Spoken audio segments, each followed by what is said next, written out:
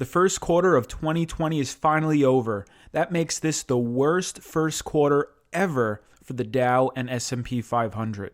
The Dow fell roughly 23% over the past 3 months, making it the worst overall quarter for the Dow since 1987. And the S&P 500 dropped about 20%, its worst quarterly decline since 2008. Buying a stock is very easy, but buying the right stock that will go up in value for the future years is incredibly difficult. What's up, everybody? Doriso here for another episode. In this episode, I'll be going over 3 stocks on my watch list that I'm looking to buy in April 2020 for my stock portfolio. Remember, there are a ton of stocks to choose from that trade on the stock market. I want to find the best stocks right now that will generate massive gains. This is not financial advice, just my thoughts and opinions. If you're looking to grow your stock portfolio from $0 to infinity, then click that like button. It helps this channel grow to infinity. Appreciate your support. Let's get straight to it. Walmart, WMT. Walmart is a major brand and one of the largest retailers in the world, serving 270 million customers each week. Walmart is arguably one of the safest dividend stocks because it has an extremely recession-resistant business model, in my opinion. Walmart is in the deep discount retail industry and can outperform many companies that will struggle during an economic downturn. Think about it. When money is tight for a lot of people during a recession, they will still need to eat food and buy clothes. People will prioritize cheap prices when less income is coming in, and this is why Walmart actually benefits from a recession. When times are tough, cash-strapped consumers typically scale down their spending. Since Walmart has always retained its status as the low-price leader in retail, its sales and profits actually rise in a recession. Do you remember Walmart's performance during the last economic downturn in the United States, known as the Great Recession of 2008-2009 time? While many companies went out of business, Walmart's net sales grew in the worst economic downturn since the Great Depression. I believe Walmart will continue to increase profits even if the U.S. is on the brink of a severe recession. Walmart also pays a nice dividend, and I wouldn't be surprised to see the dividend continue to grow in the future. If the U.S. enters a severe recession, I believe Walmart will survive compared with other retailers and competitors. Walmart has been making some great moves, especially with its investment in e-commerce. I believe Walmart is one of the major brands that will compete with Amazon for market share. Now that Walmart has built a large e-commerce platform, it is positioned to perform relatively well when everyone is stuck at home during the lockdown.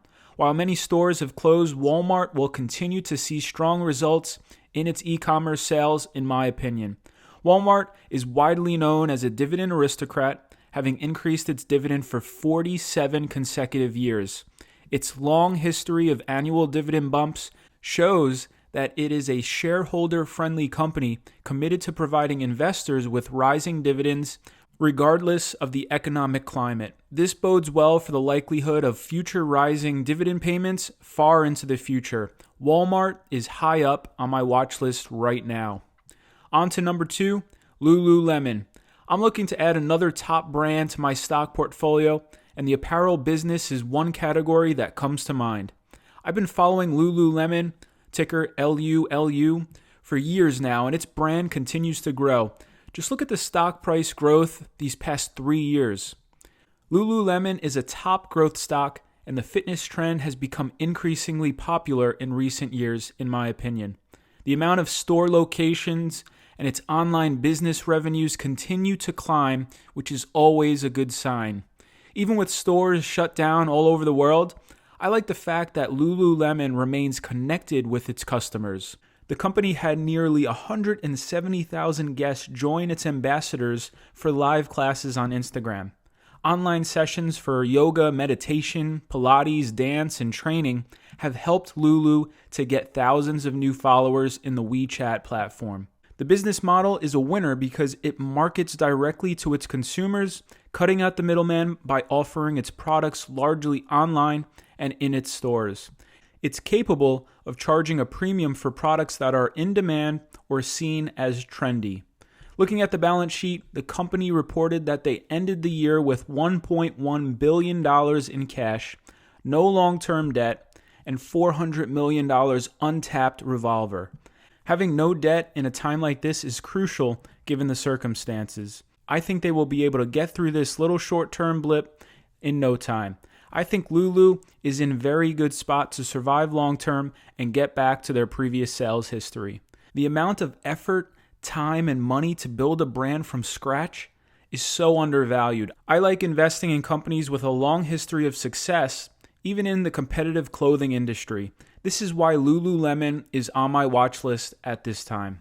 And now on to the third stock on my watch list, CrowdStrike. CrowdStrike, ticker CRWD, is a stock that is an intriguing choice in the cloud security business.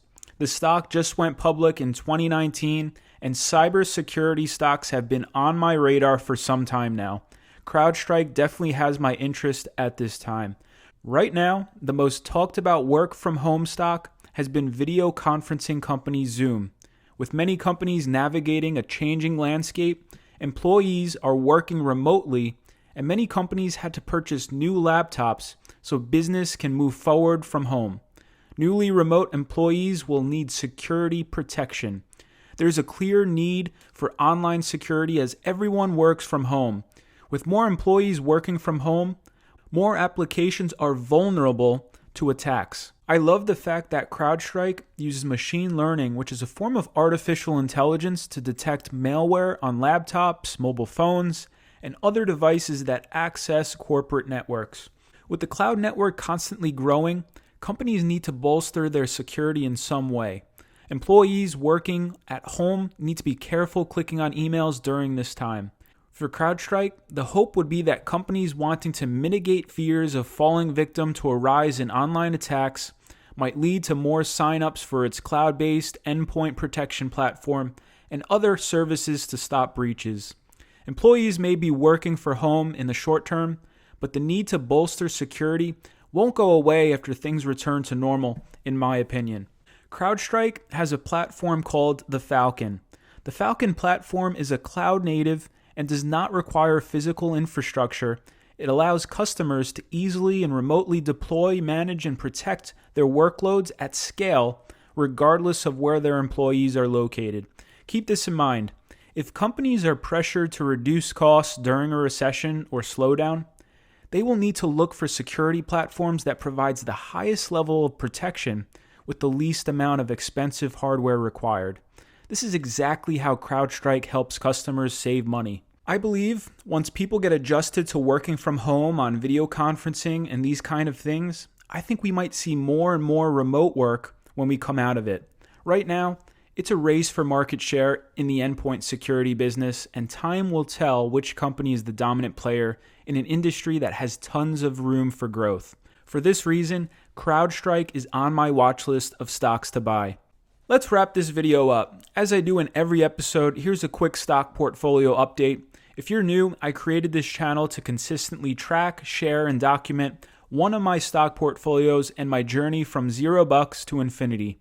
I've been investing for 10 years now, and I believe investing in the stock market is one of the easiest paths to financial independence.